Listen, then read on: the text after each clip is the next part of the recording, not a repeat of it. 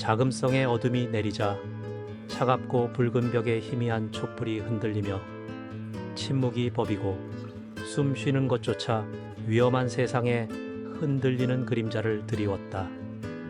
이 어두운 배경 속에서 한 여성은 섬세한 담요 아래 몸을 떨며 천천히 황제의 침실로 기어갔다. 밖에서는 환관들의 규칙적인 발소리가 운명의 전조처럼 울려 퍼졌다.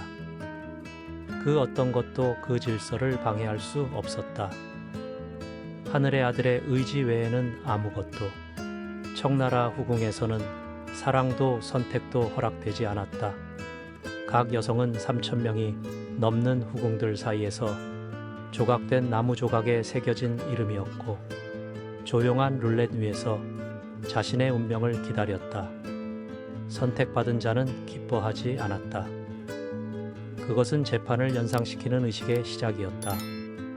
몸, 영혼, 존엄성은 모두 잃는 것이 사라지는 것을 의미하는 판 위에 올려졌다. 보이고 만져지는 것은 출세의 기회였지만 가장 잔혹한 굴욕으로 향하는 표이기도 했다.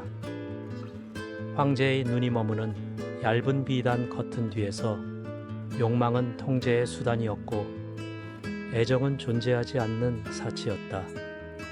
그 공간에서 일어난 일은 친밀함이 아니었다. 그것은 권력이 육체를 지배하고 침묵이 어떤 비명보다 더 크게 울부짖는 극장이었다. 황궁의 후궁은 옛 그림들이 묘사하는 아름다운 곳이 아니었다. 그것은 황금 감옥으로 한 번의 한숨이 미래를 앗아갈 수 있었고 한 번의 시선이 운명을 봉인할 수 있었다. 그곳에서 모든 여성은 일찍 배웠다. 천천히 숨쉬고 감정을 억누르고 그 궁정에서 살아남는 것 자체가 업적임을 결코 잊지 않는 법을. 황궁 후궁의 중심에서 여성의 운명은 간단한 몸짓, 즉 나무패의 선택에 달려 있었다.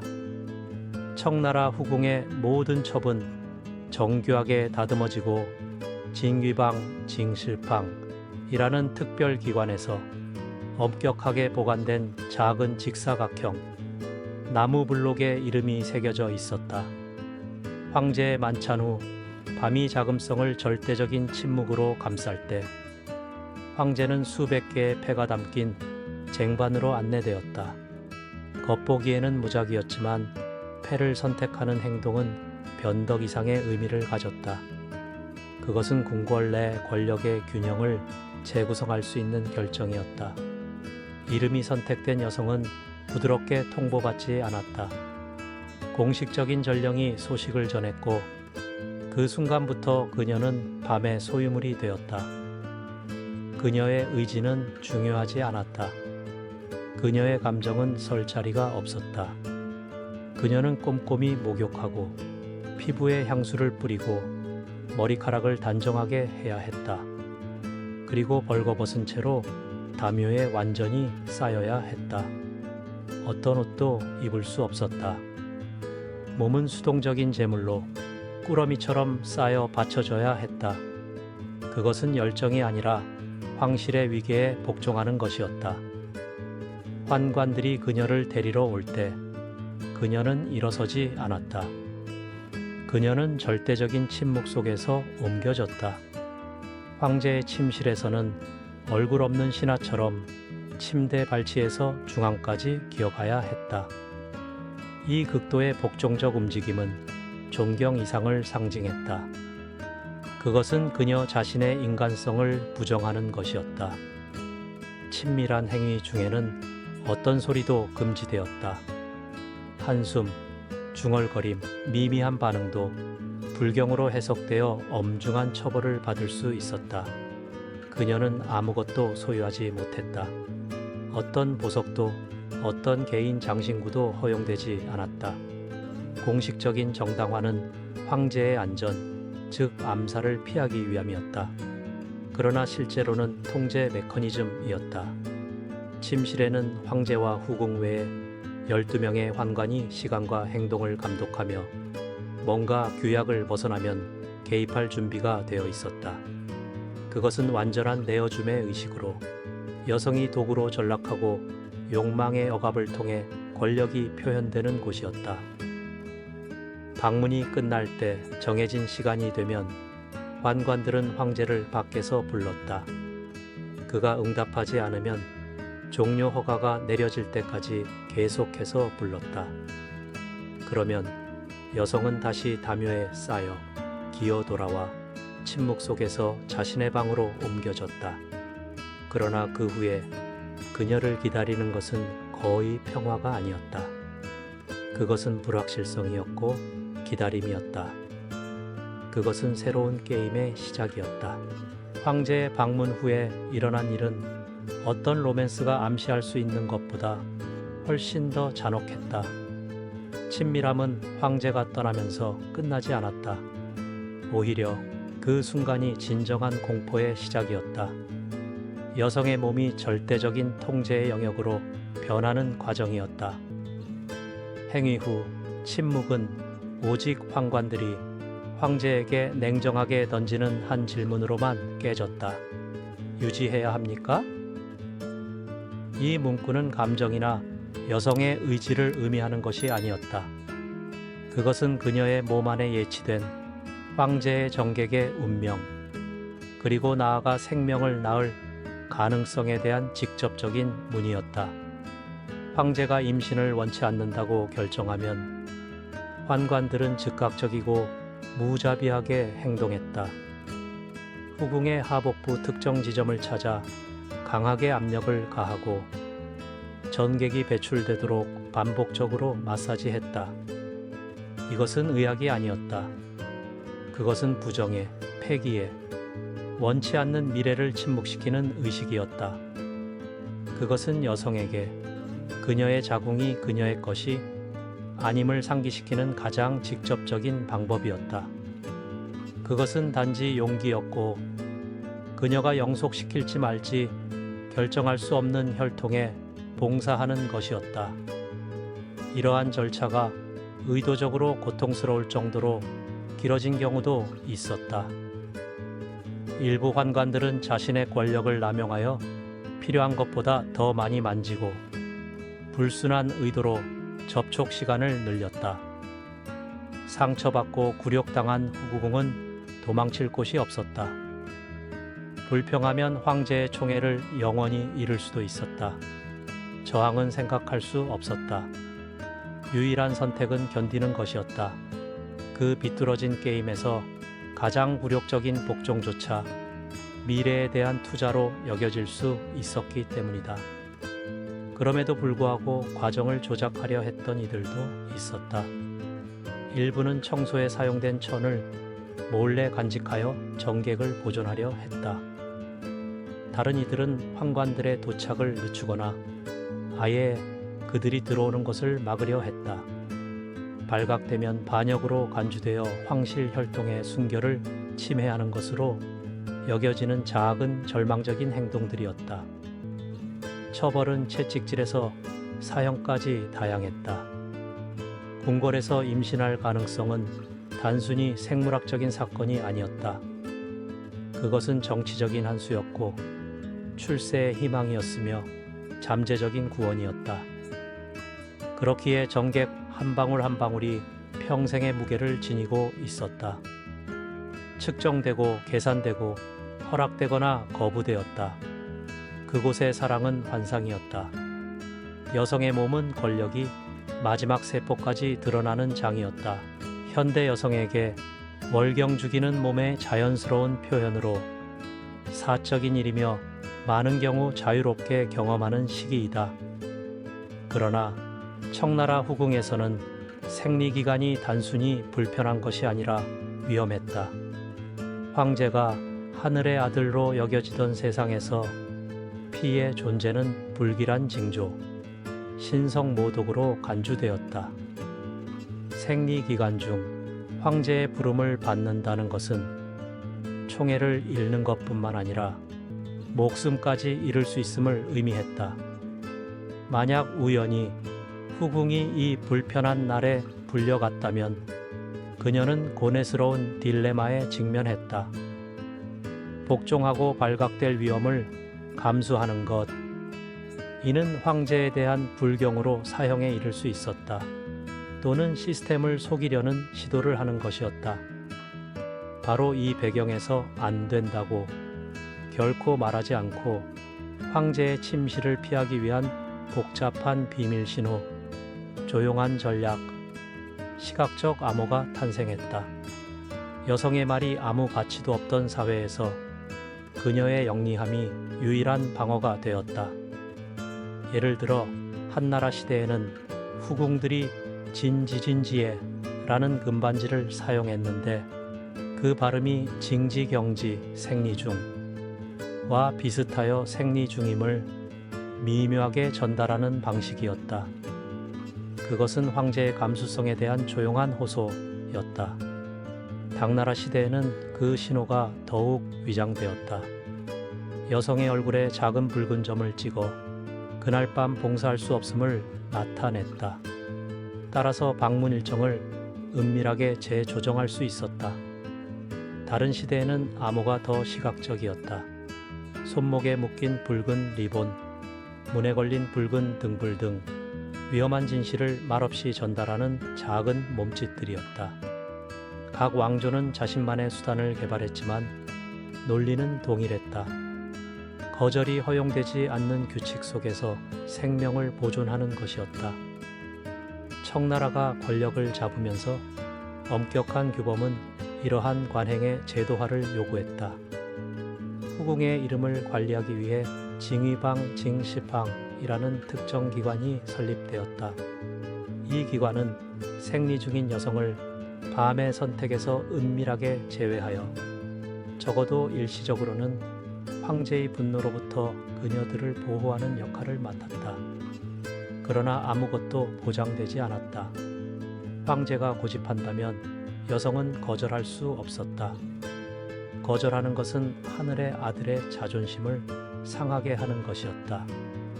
그리고 황제의 자존심을 상하게 하는 것은 모든 것을 앗아갈 수 있었다.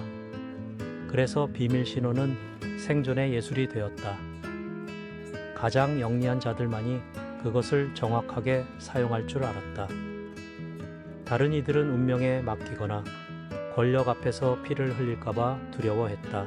매일 밤 여인의 미래가 결정될 수 있는 황궁 후궁의 숨 막히는 세계에서 운명을 속이려는 용기조차도 그림자 속에서 피어났다.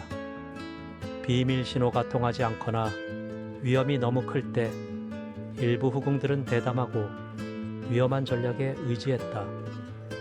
바로 황제의 침실에 자신 대신 다른 사람을 보내는 것이었다. 용을 훔쳐 봉황을 바꾸는 것으로 알려진 이 전술은 높은 위험을 수반하는 게임이자 기망과 생존 사이의 조용한 춤이었다. 물류는 간단하지 않았다. 대용은 비슷한 얼굴 이상을 요구했다. 그것은 공모를 필요로 했다. 비슷한 얼굴의 시녀가 선택될 수도 있었지만 성공은 후궁을 배달하는 환관들의 개입에 달려 있었다. 그들은 못 본 척해야 했다.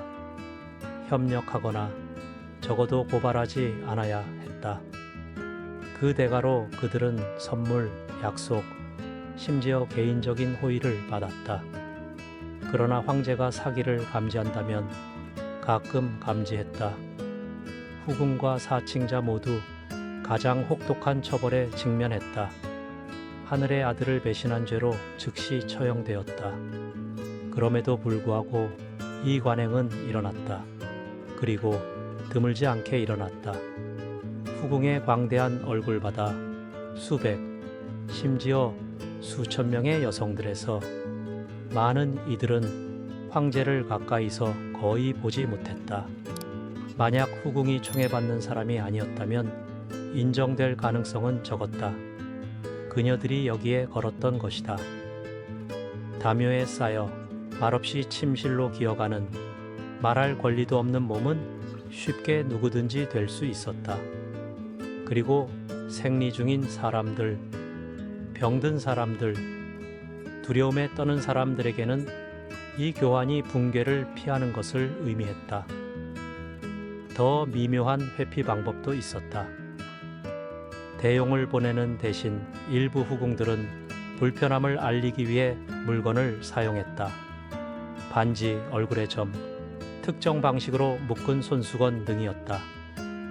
다른 이들은 징위방, 징시팡, 관리들의 도움을 받아 소환 순서를 조작하는 법을 배웠다. 선택 시간을 앞당기거나 늦추는 시기였다. 모든 움직임은 외과적인 정확성으로 계산되었다. 모든 몸짓은 오늘은 안 됩니다. 라는 무언의 요청을 숨겼다. 그러나 이 대용의 기술은 도자기처럼 깨지기 쉬웠다. 한 번의 실수, 한 번의 긴 시선, 황제의 예상치 못한 기억력, 그리고 모든 것이 무너질 수 있었다. 실수할 여지는 없었다. 두려운 밤을 피한 후궁 한 명마다 너무 대담하게 굴어 시면으로 끌려가는 또 다른 여인이 있었다. 후궁에서는 살아남는 것이 끊임없는 체스였다. 그리고 종종 가장 용감한 말은 언제 물러서야 할지 아는 말이었다. 매 발걸음이 감시되고 모든 말이 납처럼 무겁던 후궁의 고요한 내부에서 황제의 아이를 임신하는 것은 축복이자 형벌이었다. 많은 후궁들에게 하늘의 아들을 잉태하는 것은 모성 그 이상을 의미했다. 그것은 권력으로 향하는 유일한 사다리였다. 공식적으로 인정된 임신은 익명의 여인을 귀한 후비로 바꾸고 그녀의 지위를 바꾸고 보호를 보장하고 정치적 결정에 영향을 미치고 심지어 황실의 미래를 형성할 수도 있었다. 그러나 이 희망은 취약했다. 모든 것이 공식 문서에 정확하게 기록된 황제의 명시적인 허락에 달려 있었기 때문이다. 친밀한 방문 후 황제가 전객 보존을 허락하면 환관들은 즉시 모든 데이터 후궁의 이름, 날짜, 시간, 건강 상태, 황제 본인의 확인을 기록했다. 이러한 관료주의는 단지 꼼꼼한 것이 아니었다. 그것은 궁궐 내 번식에 대한 절대적인 통제 시스템이었다. 제국의 검열을 거치지 않고는 어떤 생명도 나타날 수 없었다. 만약 여성이 이러한 허락 없이 임신한다면 그녀의 운명은 불확실하고 위험하며 거의 항상 비극적이었다. 일부 후궁들은 절망에 사로잡혀 시스템을 속이려 했다. 행위 후 황제의 정객을 배출하기 위해 복부를 마사지하러 온 환관들과 조용히 싸웠다. 저항하고 과정을 지연시키고 천을 숨기고 수건을 바꾸고 변명했다. 그것은 복종과 교활함 사이, 모성 본능과 발각될 공포 사이의 필사적인 춤이었다. 그리고 허락 없이 정객을 보존하려다 발각되면 그들은 비싼 대가를 치렀다. 처벌은 공개 채찍질, 차가운 궁궐의 감금, 심지어 황실 혈통을 침해한 죄로 사형에 이르기까지 다양했다. 그러나 성공한 자들에게, 이 치명적인 게임에서 이긴 자들에게는 보상이 엄청났다. 공식적인 임신은 모든 것을 바꿨다. 그녀의 이름은 기록에 두드러지게 나타났다. 그녀의 음식, 의료관리, 의복은 세심하게 감시되었다. 한때 다른 이들의 통제를 받던 그녀의 몸은 신성해졌다. 하지만 그럼에도 불구하고 압력은 커졌다. 그녀는 아플 수도 없었다. 넘어질 수도 없었다. 모든 움직임이 해석되었다. 부적절한 하품은 불경으로 보일 수 있었다. 피곤한 눈빛은 반항으로 비칠 수 있었다. 그토록 바라던 임신은 새로운 감옥이기도 했고 더 화려했지만 숨 막히기는 마찬가지였다. 후궁에서 모성은 사랑에서 오는 것이 아니라 전략에서 왔다. 황제의 아들을 낳은 여인은 단순히 어머니가 된 것이 아니라 훨씬 더 위험한 경기의 선수가 되었다. 왜냐하면 그곳에서 자궁은 집이 아니었기 때문이다. 그것은 다툼의 영역이었다. 모든 문이 비밀을 숨기고 모든 벽이 들어서는 안 될 것을 너무 많이 듣는 자금성의 황금 미로에서 후궁은 사치의 장소가 아니라 저항의 장소였다. 비단 커튼과 억눌린 속삭임 속에서 살아남기 위해 모든 후궁은 일찍이 침묵의 예술, 복종의 안무, 그리고 무엇보다도 생존의 잔혹한 논리를 배워야 했다. 살아있는 것만으로는 충분하지 않았다. 필요할 때는 유용하고 매력적이고 보이지 않게, 그리고 편리할 때는 잊을 수 없도록 유지해야 했다. 성공한 사람들은 단순히 아름다운 것이 아니었다. 그들은 조용한 전략가였다. 왕은 모든 권리를 가졌지만 그녀들의 이름을 기억할 의무는 없는 게임에서 체스말처럼 움직였다. 모든 황제의 방문은 도박이었다. 보여지고 만져지고 기억될 기회. 그러나 또한 낙인 찍히고 처벌받고 파멸될 위험이기도 했다. 어떤 감정도 허용되지 않았다. 규약 밖에 어떤 몸짓도 없었다. 사랑은 금지되었다. 거절은 불가능했다. 선택? 그들에게는 단순히 존재하지 않는 개념이었다. 그럼에도 불구하고 일부 후궁들은 행간에서 협상하려 했다.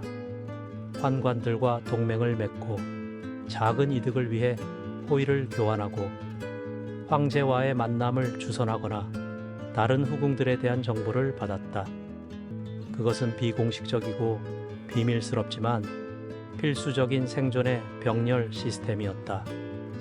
그 대가로 환관들은 약속, 선물, 때로는 허용 가능한 한도 내에서 신체적 접촉까지 받았다. 더러운 게임이었지만 유일하게 할 수 있는 게임이었다. 방문 횟수가 중요했다. 후궁이 더 자주 불릴수록 임신할 가능성이 커졌다. 그래서 일부는 기회를 위해서라면 조용한 학대를 포함한 모든 것을 감수했다.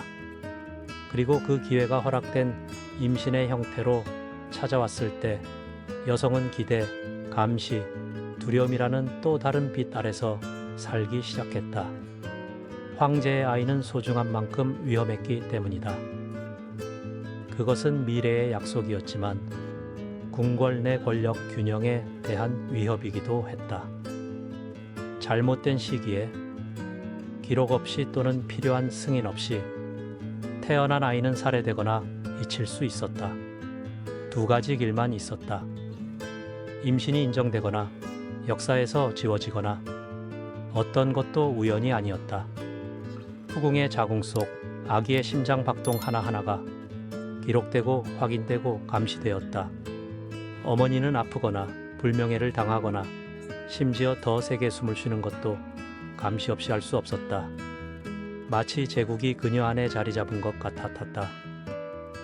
그녀를 보호하기 위해서가 아니라 아무것도 통제를 벗어나지 않도록 보장하기 위해서. 결국 후궁은 고대 시대의 섬세한 그림이 아니었다. 그것은 여성의 몸이 톱니바퀴였던 무자비한 기계였다.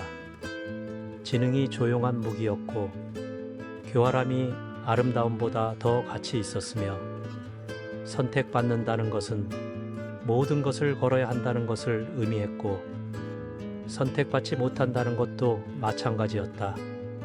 왜냐하면 그곳 자금성의 붉은 그림자 속에서 사랑은 허구였고 자유는 망상이었으며 삶은 절대 권력의 심연 위에 팽팽하게 늘어진 가느다란 실이었기 때문이다.